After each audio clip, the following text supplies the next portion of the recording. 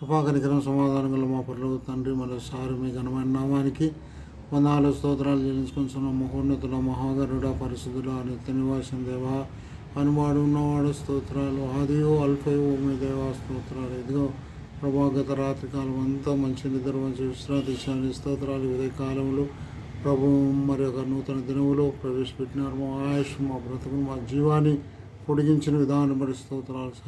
సజీవులే కదా నేను స్తుతించాలని చలించిన ఈనాడు సజీవులుగా ఉన్నామంటే కేవలం నీ కృప. స్తుతులకు పాత్రుడా, ఆరాధనకి యోగ్యుడా నీ స్తోత్రాలు. యుగములు జీవించుతున్న దేవాన్ని స్తోత్రాలు. ఈ ఉదయకాలంలో ప్రభా నీ వాక్యం యూట్యూబ్లో ప్రచారం చేస్తుండగా అనేకులు విని మేలు పొందటం సాధించి ఈ యొక్క ప్రభా పరిచర్యకు ఆది అంతమైన కొనసాగించాం. యేసుక్రీస్తు పరిశుద్ధ నామమున స్తుతించి ప్రార్థించి వేడుకొనుచున్నాం తండ్రి, ఆమేన్. సర్వకృపానిధి యగు ప్రభువా, సకల చరాచర సంతోషమా, స్తోత్రము చేసి స్తుతించెదము, సంతసముగా నిన్ను పొగడెదము. స్తోత్రము చేసి స్తుతించెదము, సంతసముగా నిన్ను పొగడెదము. హల్లెలూయా హల్లెలూయా హల్లెలూయా హల్లెలూయా హల్లెలూయా అని పాడెదము, ఆనందముతో సాగెదము, ఆనందముతో సాగెదము. ప్రేమించి నన్ను వెదకితివి, ప్రీతితో నన్ను రక్షించితివి. ప్రేమించి నన్ను వెదకితివి, ప్రీతితో నన్ను రక్షించితివి. పరిశుద్ధముగా జీవించుటకై పాపిని నన్ను కరుణించితివి. పరిశుద్ధముగా జీవించుటకై పాపిని నన్ను కరుణించితివి. హల్లెలూయా హల్లెలూయా హల్లెలూయా హల్లెలూయా హల్లెలూయా అని పాడెదము, ఆనందముతో సాగెదము, ఆనందముతో సాగెదము. భూమి నుండి శ్రేష్ఠ ఫలముగను, దేవునికి నిత్య స్వాస్థ్యముగా. భూమి నుండి శ్రేష్ఠ ఫలముగను, దేవునికి నిత్య స్వాస్థ్యముగా. భూజనములలో నుండి నన్ను ప్రేమించి క్రయధనమిచ్చితివి. భూజనములలో నుండి నన్ను ప్రేమించి క్రయధనమిచ్చితివి. హల్లెలూయా హల్లెలూయా హల్లెలూయా హల్లెలూయా హల్లెలూయా అని పాడెదము, ఆనందముతో సాగెదము, ఆనందముతో సాగెదము. ఎవరు పాడని గీతమును యేసుని గూర్చి పాడుటకై, ఎవరు పాడని గీతమును యేసుని గూర్చి పాడుటకై, హేతువు లేకయో ప్రేమించెను, యేసుకు నేనేమివ్వగలను. హేతువు లేకయో ప్రేమించెను, యేసుకు నేనేమివ్వగలను. హల్లెలూయా హల్లెలూయా హల్లెలూయా హల్లెలూయా హల్లెలూయా అని పాడెదము, ఆనందముతో సాగెదము, ఆనందముతో సాగెదము. పరిశుద్ధ గ్రంథములో నుండి దేవుని వాక్యము చదువుకొని ధ్యానించుదాం. కీర్తనల గ్రంథం 15 మొదటి నుండి చివరి వరకు 5 వచనాలు ఉన్నాయి. మనము చదువుకుందాం. యెహోవా నీ గుడారములో అతిథిగా ఉండదగిన వాడెవడు? నీ పరిశుద్ధ పర్వతం మీద నివసింపదగిన వాడెవడు? యథార్థమైన ప్రవర్తన కలిగి నీతిని అనుసరించచ్చు హృదయపూర్వకముగా నిజము పలుకువాడే. అట్టివాడు నాలుకతో కొండెమాడడు, తన చెలికానికి కీడు చేయడు, తన పొరుగువాని మీద నింద మోపడు. అతని దృష్టికి నీచుడు అసహ్యుడు. అతడు యెహోవా యందు భయభక్తులు గల వారిని సన్మానించును. అతడు ప్రమాణము చేయగా నష్టము కలిగిన మాట తప్పడు. తన ద్రవ్యము వడ్డీకియడు. నిరపరాధిని చెరుపుటకాయ లంచము పుచ్చుకొనడు. ఈ ప్రకారము చేయవాడు ఎన్నటికీ కదల్చబడడు. కృపాకనికరం సమాధానం గల మా పనులు తండ్రి, మరోసారి మీ ఘనమైన నామానికి వందనాలు స్తోత్రాలు చేయించుకుంటున్నాం. ఇంతవరకు పాటల ద్వారా ప్రభా మహిమ పొందిన విధానం బట్టి స్తోత్రం. చదవడిన లేఖనాలు దీవించండి, ఆశ్రయించండి. అయోగ్యుని అపాత్రుని ఎన్నికలేని వారి దౌర్భాగ్యం ప్రభా నీ శిలువ సార్ను మరుగు చేసి నీ పిల్లలకు ప్రభా వినగల చెవులను గ్రహించే మనసు దయచేయండి. అనేకులు రక్షణ మారుమనసు పొందగట్టు సహాయం దయచేయండి. ఈ యొక్క పరిచర్యకు ఆది అంతమును కొనసాగించమని యేసుక్రీస్తు పరిశుద్ధ నామమున స్తుతించి ప్రార్థించి వేడుకొనుచున్నాం తండ్రి, ఆమేన్. ఇక్కడ దేవుని వాక్యములో కీర్తనకారుడు అంటున్నాడు, యెహోవా నీ గుడారములో అతిథిగా ఉండదగిన వాడెవడు? మరి కీర్తనకారుడు అంటాడు దేవునితో, యెహోవా నీ గుడారములో అతిథిగా ఉండదగిన వాడెవడు? ఎవడు? గుడారం అంటే ఏమి? గుడారం అంటే ఏమి? పర్వతం అంటే ఏమి అనే దేవుని వాక్యంలో మనం చూసుకున్నట్టయితే గుడారము అనగా మన శరీరము అనే దేవుని వాక్యములో రాయబడినట్టుగా మనం చూడగలుగుదాం.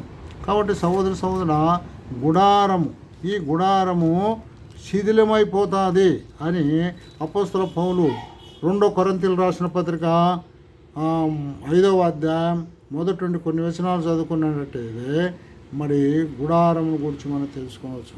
భూమి మీద మన గుడారమైన ఈ నివాసము శిథిలమైపోయినను చేతి పని కాక దేవుని చేత కట్టబడినయు నిత్యమైనదియోయ్ నాయన నివాసము పరలోకమందు మనకున్నదని ఎరుగుదము. కాబట్టి సహోదర ఈ గుడారము ఇప్పుడు మానవునికి ధరించబడిన ఈ శరీరము ఇది ఒక గుడారం. ఇది ఒకరోజు శిథిలమైపోతుంది. అనగా ఆది దంపతులైన ఆదాము అవ్వలు చేసిన పాపాన్ని బట్టి, ఆ పాపానికి కారణంగా మానవునికి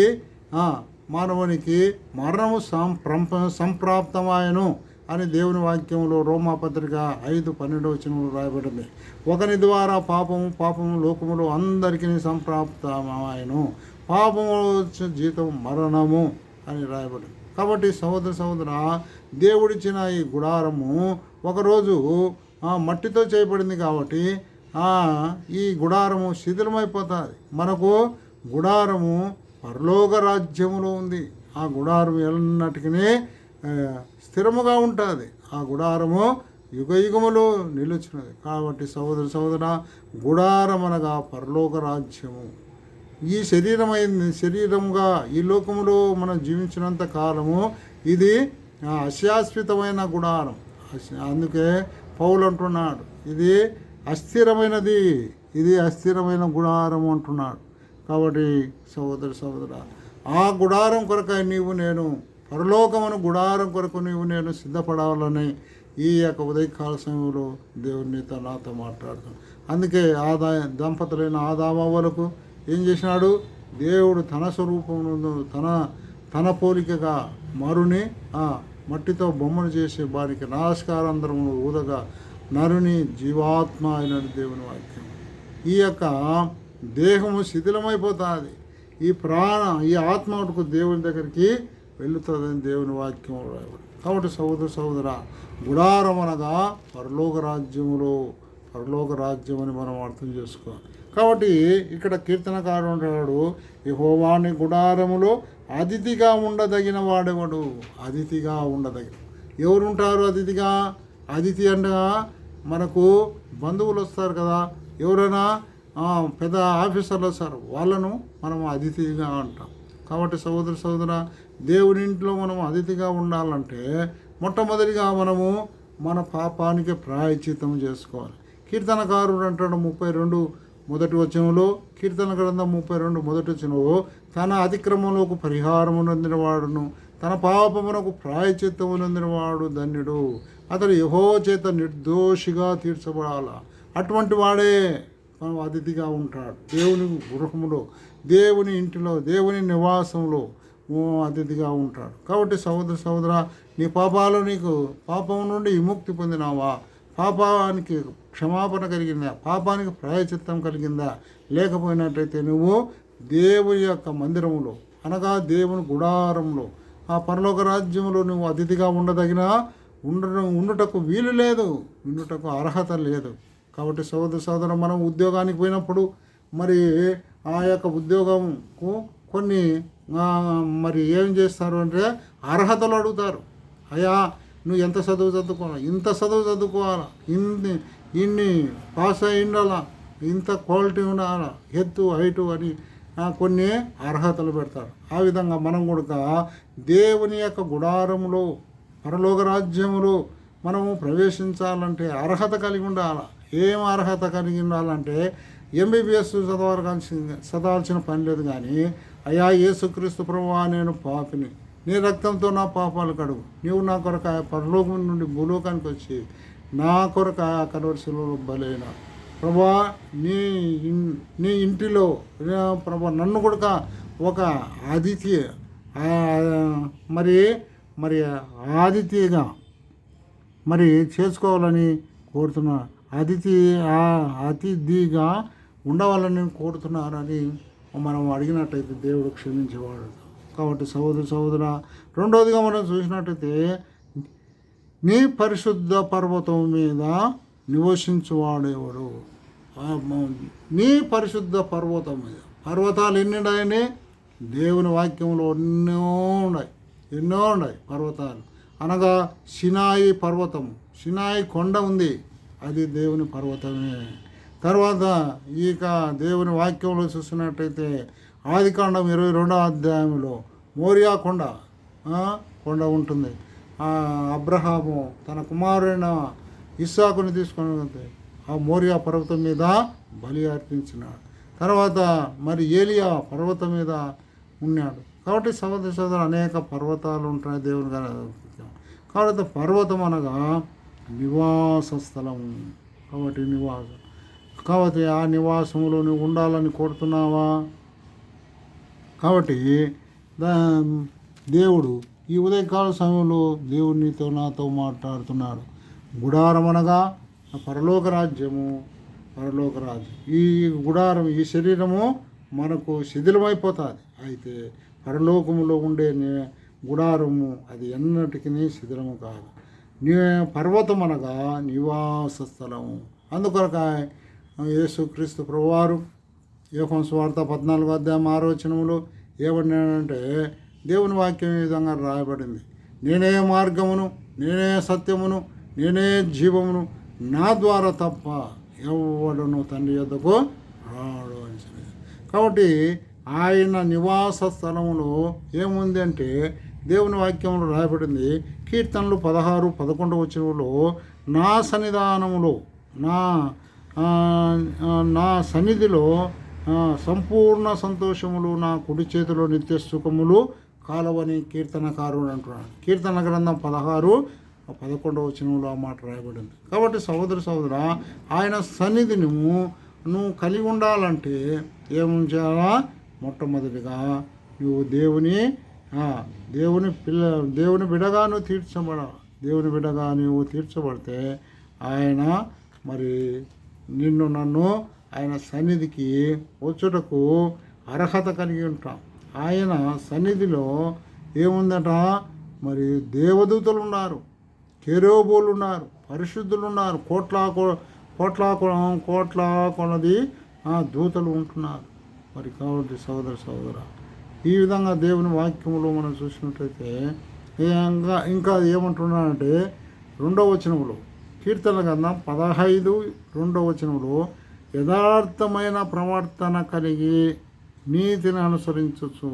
కాబట్టి ఎవరయ్యా ఉండేది, ఎవరయ్యా ఆయన సన్నిధిలో ఉన్నాడంటే, ఆయన సన్నిధి, ఆయన పరలోక రాజ్యంలో ఎవరు ఉంటారంటే యథార్థముగా జీవించేవారు. ఈ లోకంలో ఎక్కడ చూసినా యథార్థత లేదు. అందుకే భక్తుడు పాట పడతాడు, ఏమంటాడు? యెహోవా నా బలమా, యథార్థమైనది నీ మార్గం, పరిపూర్ణమైనది నీ మార్గం. యెహోవా జీవము గల దేవా, బహుగా స్తుతులకు ఆరుడ నీవే. యెహోవా జీవము గల దేవా, బహుగా స్తుతులకు ఆరుడ నీవే. అన్యజనులలో ధాన్యత చూపుచు, అన్యజనులలో ధాన్యత చూపుచు, హల్లెలూయా స్తుతి గానము చేసేద, హల్లెలూయా స్తుతి గానము చేసేద. యెహోవా నా బలమా, యథార్థమైనది నీ మార్గం, పరిపూర్ణమైనది నీ మార్గం. యెహోవా. కాబట్టి సహోదర యెహోవా యథార్థవంతుడు. కాబట్టి యథార్థమైన ప్రవర్తన కలిగి నీతిని అనుసరించి యథార్థముగా జీవించాలి. కాబట్టి సహోదర మనం యథార్థముగా లేని వారుగా ఉంటున్నాం. నిన్ను నన్ను యథార్థవంతునిగా చేయుటక ఆయన పరలోకం నుండి భూలోకానికి వచ్చాడు. ఆ కరోశిలలో బలైనాడు, రక్తం కార్చాడు. ఆ రక్తం ద్వారా నిన్ను నన్ను యథార్థవంతునిగా చేసినాడు. అందుకొరకాయ 2 దినవృత్తాంతాల గ్రంథము 16:9 తన ఎడల యథార్థముగా ప్రవర్తించుటకాయ ఆయన అనేకులను ఆహ్వానిస్తున్నాడు. బలపరచుటకు ఆయన లోకంలో కనుదృష్టి ప్రజాజ్యం సంచారం చేస్తున్నది దేవుని వాక్యం రాయబడింది. కాబట్టి సహోదర ఇంకా దేవుని వాక్యంలో రాయబడింది. కీర్తనలు 84:11 యథార్థంగా ప్రవర్తించే వారికి ఆయన ఏ మేలు చేయకమానడు అని దేవుని వాక్యం రాయబడి. ఇంకా అనేక భక్తులను మనం చూడవచ్చు. జకరయ్యను చూడవచ్చు. జకరయ్య సకల విధమైన ఆజ్ఞల చొప్పున ఏం చేసినాడు? యాజక ధర్మం యథార్థముగా చేసినాడు. మరి దానియేలు యథార్థముగా దినమునకు 3 సార్లు ప్రార్థన చేసినట్టుగా చూడగలదు. పరిస్థితులు ఎట్టున్నప్పటికీ తాను వాటన్నిటిని వెనుకకు తోసి ముందుకు వెళ్ళి యెరూషలేము వైపు కిటికీలు తెరుచుకొని, దానియేలు గ్రంథము 6:10 రాయబడింది. దినమునకు 3 యథార్థముగా ప్రార్థన చేసినాడు. కాబట్టి సహోదర నీవు నేను యథార్థమైన మనస్సు కలిగి ఉంటున్నామా? యథార్థముగా ప్రవర్తించుతున్నామా? యథార్థమైన మనస్సు కలిగి ఉంటున్నామా? కాబట్టి సహోదర మనం జ్ఞాపకం చేసుకోండి. ఒకవేళ యథార్థమైన మనస్సు లేకపోతే, యథార్థముగా ప్రవర్తించలేకపోతే, ఈ ఉదయకాలం యేసు ప్రభువా నేను యథార్థంగా జీవించలేకపోతున్నాను. మరి అపోస్తలుడు పౌలు అంటున్నాడు, నేను మంచిది మేలు చేయాలని కోరుతున్నాను కానీ కీడునే నేను చేస్తున్నానని రోమా పత్రిక 7:24-25 రాయబడు. కాబట్టి సహోదరుడు అయ్యో నేను ఎంత దౌర్భాగ్యుడు అని పలుకుతున్నాడు. కాబట్టి సహోదర మానవ యొక్క స్వభావం అంటాడు.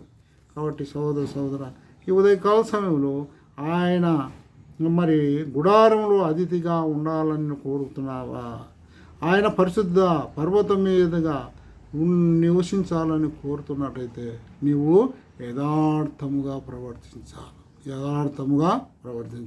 అప్పుడు నీవు ఆయన నివాసములోను, ఆయన పరలోక రాజ్యంలో నువ్వు జీవించగలుగుతావు. ఇంకా రెండవదిగా మనం చూసినట్టే నీతిని అనుసరించచ్చు. కాబట్టి యేసుక్రీస్తు ప్రభువారు రోమీయులు రాసిన పత్రిక 3వ అధ్యాయం 10, 11, 12, 13 వచనాలు రాయబడింది. నీతివంతుడు లేడు, ఒక్కడును లేడు, అందరూ త్రోవ తప్పిన వారైలో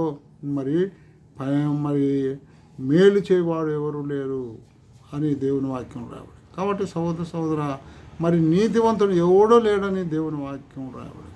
అయితే యోబు ఏమంటున్నాడని యోబు గ్రంథం 3వ అధ్యాయం.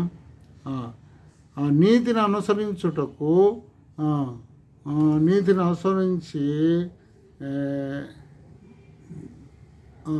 అనుసరించుటకు నాకు నేర్పు ప్రభు అంటున్నాడు. కాబట్టి సోదర నీతిని అనుసరించాలి.